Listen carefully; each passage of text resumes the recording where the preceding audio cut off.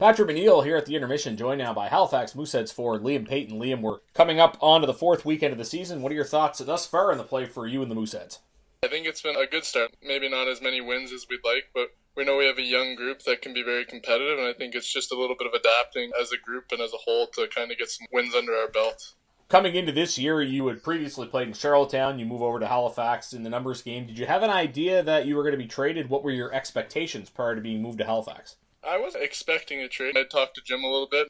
We had bounced back and forth between some options, and it sounded like the opportunity was there to go back to Charlottetown after a good summer of training and stuff like that. But then obviously when the trade came up and Charlottetown acquired Colton Ellis, I was pretty fortunate to have the opportunity to come to Halifax. Reading up on yourself, your father Paul, a brigadier general, so you have strong ties to the military. Tell us about being a military brat growing up and your terms. It was a bit of a different experience as a teenager and a kid, kind of growing up with your dad being gone and sometimes like that, but it was pretty beneficial for me. I think there were a lot of things that I learned from my dad, and he was pretty helpful in terms of leadership and stuff like that, and just kind of some important values to kind of grow, and maybe not always relatable to hockey, but more so as a person that you could kind of bring into the sport, which was good. Tell us about your year in Kuwait. I understand you lived there for a year. I was overseas in Kuwait with my dad, and the whole family went down actually 2007, 2008. So that was a pretty eye-opening experience. As a 7 and 8 year old, it's definitely something that most people don't get to experience, but it was something neat and another thing that you kind of bring into your everyday life, and you get a bigger eyesight at what the whole world is. So I think that was pretty beneficial for me as a young kid.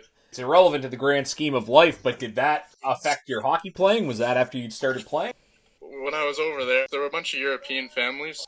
I was playing with a couple of Swedish and Russian kids who their parents were working in the oil industry over there, so I was still able to play hockey, and maybe not as competitive as playing in Canada, but as a 7 and 8 year old, you're just kind of lucky to have the chance to play and be on the ice. You wear an A for this Halifax team. Tell us about having that leadership role, and what extra responsibility does the A carry when your captain is out, as Justin Barron has been for the beginning of this season? I think it's huge. Leadership's very important in this league, and that just comes with experience at this point in my career. I've had some time to learn the league and learn the game even more. So I think it's really beneficial, especially with a team of young kids that can use some role models and learn kind of to follow up in our footsteps and stuff like that. And obviously with Justin out for now, it's been important to have good leaders in the dressing room. I'm accompanied with Elliot Denoye and Jason Horvath, who have also done a really good job at kind of showing the young kids the ropes a little bit and kind of getting them into the year. Now, you mentioned that leadership group. You come from Charlottetown, Denoye comes from Moncton, and Horvath was in Halifax last year. Were you guys ever comparing notes about your different experiences last year around the division? Yeah, I think that's another thing that's kind of come in handy is that we've got some different experiences. Like you said, we've all kind of come from different teams and different kind of structures and organizations. So it's been beneficial to kind of all come together, know what works in certain spots and know what doesn't work, and kind of combine that as a leadership group to help the young kids. You're a player who has dropped the gloves in the past. Of course, this year the Q puts rules in restricting fighting. Have you sensed any change in terms of the mentality on the ice because of the stiffer penalties because of fighting?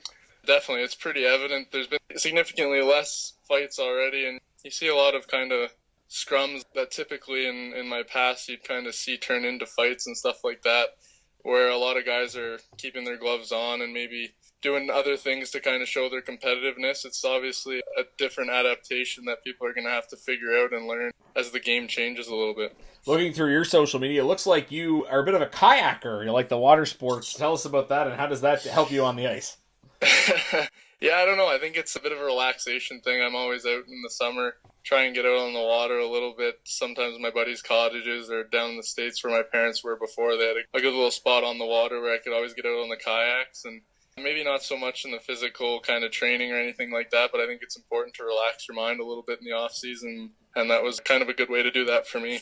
You're obviously, as you mentioned, already used to moving around a little bit, and you know you'll be on the move next year as a 20-year-old. As a 20-year-old, do you think about that, what your plans are for the next season, or are you just focused on the here and now? Definitely, it's always something that's kind of in the back of your mind where your future is. It's something that's obviously important to me, succeeding in the future and moving along, whether it be with my hockey career or going to school and kind of starting a career in the real world, I suppose you could say. But it's something that I've thought about, but obviously nothing too set in stone yet. I want to focus on this season, have a good year in Halifax, and hopefully help this team win. If somebody hadn't seen Liam Peyton before, how would you describe yourself as a player? I think I'm a physical player who's come a long way in terms of the offensive side of the game. I think it's something that I've worked on for the past few years with different coaches and stuff like that, using my size and speed to create some offense. In terms of the skill set that I bring, it's definitely a fast and intense game with my size. Well, Liam, thanks for this. Best of luck the rest of the season. Thank you very much. I appreciate it. That's Liam Peyton joining us here at the intermission. You're listening to McDonald Auto Hub, Cape Breton Eagles Hockey, 1270 CJCB.